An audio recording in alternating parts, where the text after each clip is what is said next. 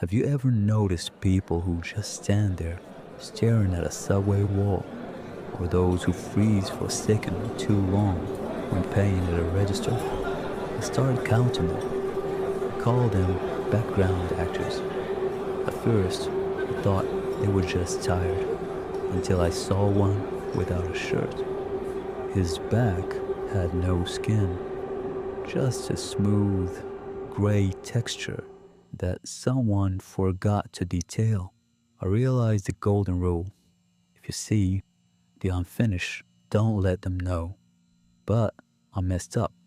At the office, I walked up to a colleague whose back was toward me. I noticed he had no ears, just two smooth bumps where they should be. He didn't turn around. He just stopped breathing. The entire office went dead silent, and I heard the sound of the street outside simply switch off. The world began to save resources on me. When I walked into my apartment, there was no living room behind the door, only a vast white void with a single chair. The room hadn't loaded because I arrived earlier than expected.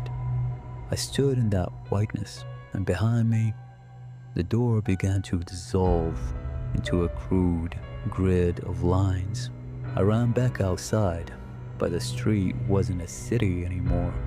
The buildings in the distance looked like cardboard cutouts, and the people, they were losing their individuality.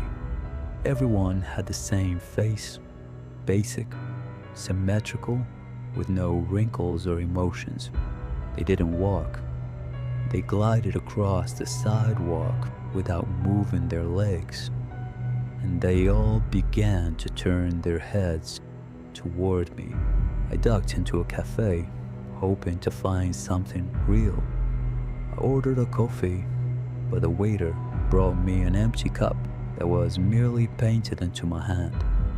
When I tried to throw it away, it didn't fall.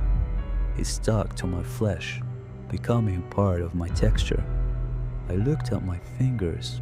They were merging together into one solid mitten. The sun in the sky stopped moving. It was just a bright disk glued to a flat blue background.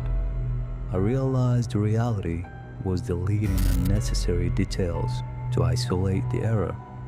And the error was me, because I was the only one who remembered how the world was supposed to look.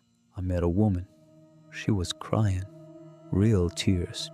I ran to her, but when I touched her face, my hand passed right through. She was just a visual effect recorded in a loop. She had been crying for 1,000 years, and her tears weren't wet. They were just shiny polygons shattering against the pavement with a metallic ring. Then came the cleaners. They looked like ordinary people in jumpsuits, but they had no faces. Where the eyes and mouth should be, there was only a perfectly flat mirror. They didn't chase me. They simply deleted the space I was walking on. Everywhere they stepped, the world turned into white noise. I huddled in the last corner of reality, an old payphone booth that somehow still had the texture of rusted metal.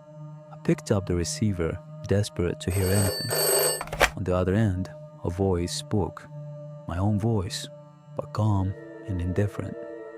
Subject detected, initiating final wipe. We apologized for the inconvenience.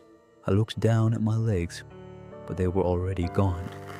In their place was raw code breaking into pixels. Felt no pain, only an incredible lightness. I closed my eyes.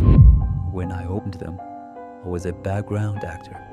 I stood in the subway, staring at a wall, waiting for someone new to notice that I have no ears.